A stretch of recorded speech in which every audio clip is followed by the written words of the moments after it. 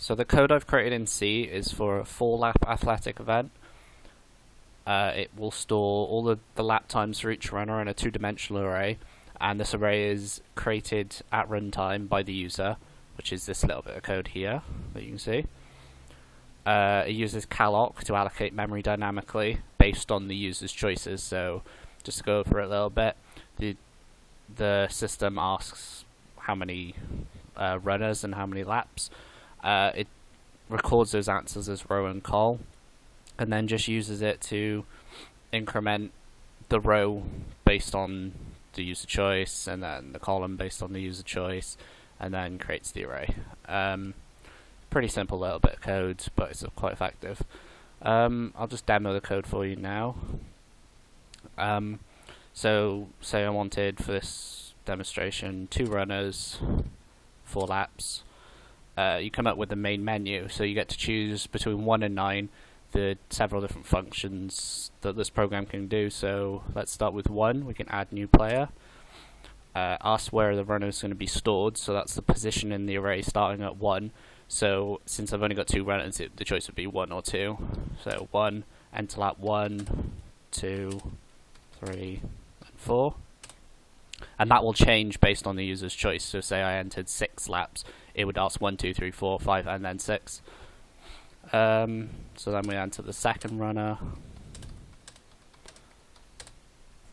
Okay, so we've got the runners, but how do we know they're actually in the array? Well, we can use the second function, which will just display the arrays, which are here.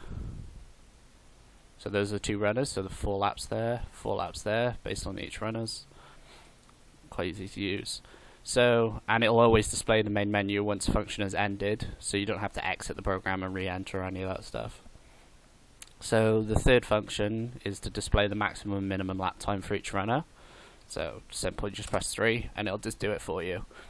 So the minimum for player 1 and player 2, 24, 34, maximum for player 1 and player 2, and again, if you had more players, if you had say 4 players, then it would be player 1, 2, 3 and 4 and display all that.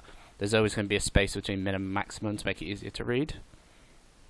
So fourth function is display the average lap time for each runner.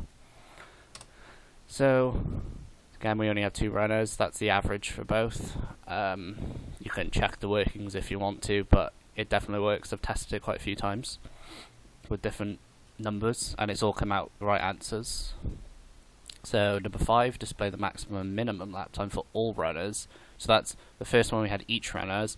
This one will just display the 2, which is minimum and maximum, and it takes all of the runners in the array and finds the minimum and maximum. So 24 and 65, we can actually check if that's right. So yeah, 24 is minimum, 65 is maximum, yep, so it's all working okay. Sixth function displays the overall lap time. Again, it's just for all runners, so the average lap time is this. 7 is display the total race time, so this adds up all of the lap times for each runner and just displays it as a nice float. So you've got plenty of decimals. Say lap time was 6.285, you've got more decimals to make it more accurate. 8th function writes the runner lap times to a text file, so it just does that, added to the text file. If you look in, I just have to go through here, but this is the folder here for the code. It creates it here, and you've got the lap times ready to go. Alright, so the final function is just to delete that text file, basically. Say you were on a new athletic event and you didn't need the old runner times, you just delete it with that. Simple as that. It'll find it. It's not delete. One sec. There you go. It's deleted here. No problem. So that's pretty much the functionality of the code.